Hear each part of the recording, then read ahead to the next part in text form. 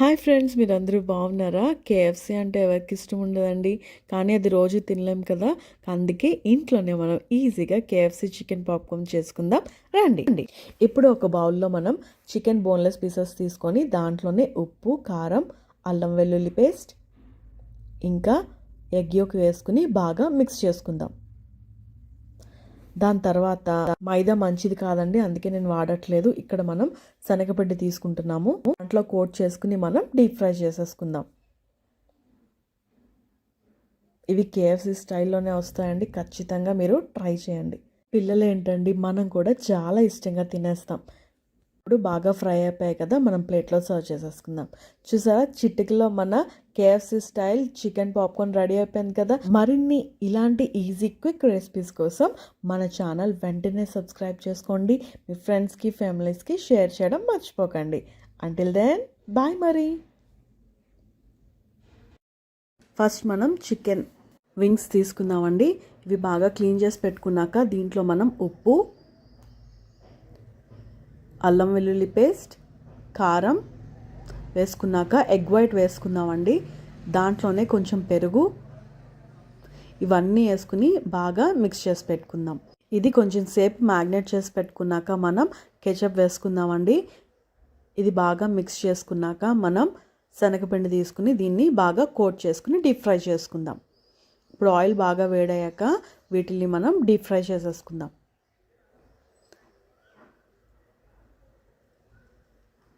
ఇవి రెండు వైపులా బాగా కాల్చుకున్నాక మనం ప్లేట్లో సర్వ్ చేసేసుకుందాం. సో ఇవి చాలా క్రిస్పీగా ఉంటాయండి, ఇది మీరు తప్పకుండా ట్రై చేయండి. హాయ్ ఫ్రెండ్స్, మీరు అందరూ బాగున్నారా? ఈరోజు ఇంట్లో ఈజీగా కేఎఫ్సీ స్టైల్ చికెన్ బర్గర్ చేయబోతున్నానండి. ఇది చాలా ఈజీగా ఉంటుంది. Let's start. ముందుగా మనం చికెన్ బ్రెస్ట్ పీస్ తీసుకుందామండి. దాంట్లోనే కారం, ఉప్పు, కొంచెం అల్లం వెల్లుల్లి పేస్ట్, పెరుగు, ఇంకా ఎగ్ వైట్ వేసుకుని బాగా మిక్స్ చేసుకుందామండి. ఇంకా దీంట్లో కచప్ వేసుకుందాం అనమాట. కేఎఫ్సీ స్టైల్లో రావాలి అంటే కంపల్సరీ కచప్ వేసుకోవాలండి. ఈ టేస్ట్ చాలా డిఫరెంట్గా ఉంటుందన్నమాట. బాగా మిక్స్ చేసుకుని ఒక 1 అవర్ మ్యాగ్నేట్ చేసి పెట్టుకున్నాక మనం శనగపిండి తీసుకుందామండి. మామూలుగా అయితే మైదా వాడతారు, అది మంచిది కాదు కాబట్టి శనగపిండి తీసుకుందాం. ఇది సేమ్ కేఎఫ్సీ స్టైల్లో వస్తుంది, మీరు తప్పకుండా ట్రై చేయండి. ఒక కోటింగ్ వేసుకున్నాక మనం ఆయిల్ బాగా ఫ్రై అయిపోయాక మనం డీప్ ఫ్రై చేసుకుందాం. ఇది రెండు వైపులా బాగా ఫ్రై చేసుకున్నాక మనం ప్లేట్లో సర్వ్ చేసేసుకుందాం. సో అలా ఎన్ని కావాలంటే అన్ని మనం ఫ్రై చేసి పక్కన పెట్టేసుకుందాం. ఇప్పుడు మనం బర్గర్ తీసుకుని ఒకవైపు కెచప్ వేసుకుని చికెన్ పెట్టుకుందామండి. ఇంకో వైపు ఏమో లెట్యూస్ ఇంకా ఉల్లిపాయ ఇంకా తందూరి మయోనీస్ వేసుకుని బాగా మిక్స్ చేసుకుని పెట్టేసుకుంటే మన కేఎఫ్సీ చికెన్ బర్గర్ రెడీ. చూసారు కదా, ఇంట్లోనే మనం ఈజీగా కేఎఫ్సీ స్టైల్ చికెన్ బర్గర్ చేసేసుకున్నాం కదా. మరి ఇంకెందుకు ఆలస్యం, ఇప్పటి వరకు మన ఛానల్ సబ్స్క్రైబ్ చేసుకోకపోతే వెంటనే చేసుకోండి. Until then bye. మరి మ్యాగీ బౌల్ చేసుకోబోతున్నాం. చికెన్ బ్రెస్ట్ పీస్ తీసుకుని మనం స్మాల్ పీసెస్గా కట్ చేసుకుందాం. ఇలా చిన్న పీసులుగా మనం కట్ చేసుకుందాం. దీంట్లో మనం సాల్ట్, ఇంకా చిల్లీ పౌడర్, ఇంకా జింజర్ గార్లిక్ పేస్ట్ వేసుకుందాం. Add little bit of curd and egg white and mix it well and magnet for about 30 minutes. దాని తర్వాత మనం ఒక టేబుల్ స్పూన్ టమాటా కెచప్ వేసుకుందాం, బాగా మిక్స్ చేసుకుందాం. ఇప్పుడు మనం శనగపిండి తీసుకుందామండి, మనం మైదా వాడుకోవద్దు. దీంట్లో ఇప్పుడు మనం ఒక చికెన్ పీస్ తీసుకుని ఫస్ట్ కోట్ చేసుకుందాం. ఇప్పుడు మనం ఇలా కోట్ చేసుకున్నాక మనం ఎగ్లో డిప్ చేద్దామండి. తర్వాత సెకండ్ కోటింగ్ చేసుకుందాం. ఇలా మనం అన్నీ కోట్ చేసుకున్నాక మనం డీప్ ఫ్రై చేసుకుందాం. ఇప్పుడు మనం డీప్ ఫ్రై చేసుకుందాం. ఇప్పుడు మన కేఎఫ్సీ పాప్కార్న్ రెడీ అయిపోయిందండి, మనం ప్లేట్లో సర్వ్ చేసుకుందాం. Now our popcorn is ready. Now will do the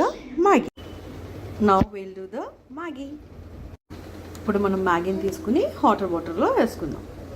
ఇప్పుడు ఒక గిన్నెలో వాటర్ వేసుకుని బాయిల్ చేసుకున్నాక మనం మ్యాగీ వేసుకుందాం. ఇప్పుడు మనం మ్యాగీ మసాలా వేసుకుందాం. ఇప్పుడు మన మ్యాగీ రెడీ అయిపోయిందండి. మనం బౌల్లో తీసుకుందాం. ఇప్పుడు మన పాప్కార్న్ ఇంకా నూడిల్స్ రెడీ అయిపోయాయి కదండి. మనం పిల్లలకి ఇచ్చేద్దాం.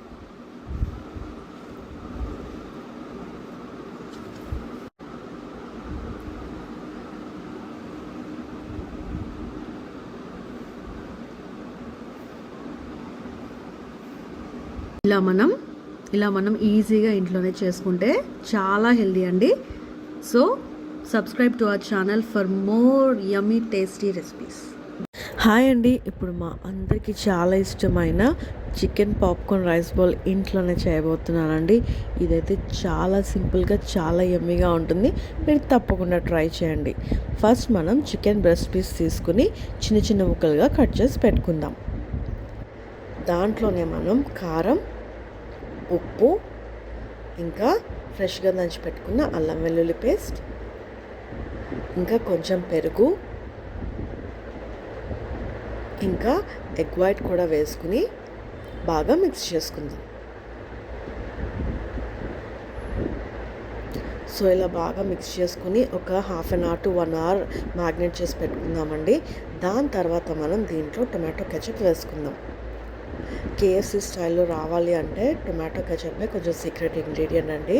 సో ఇక్కడ నేను మైదా వాడనండి, నేనైతే శనగపిండి వాడతాను. ఇది కూడా సేమ్ కేఎఫ్సీ స్టైల్లో వస్తుంది. దాంట్లో మీకు డౌటే అక్కర్లేదు. ఇలా పైన కోటింగ్లా వేసుకుని మనం ఆయిల్లో డీప్ ఫ్రై చేసేసుకుందాం.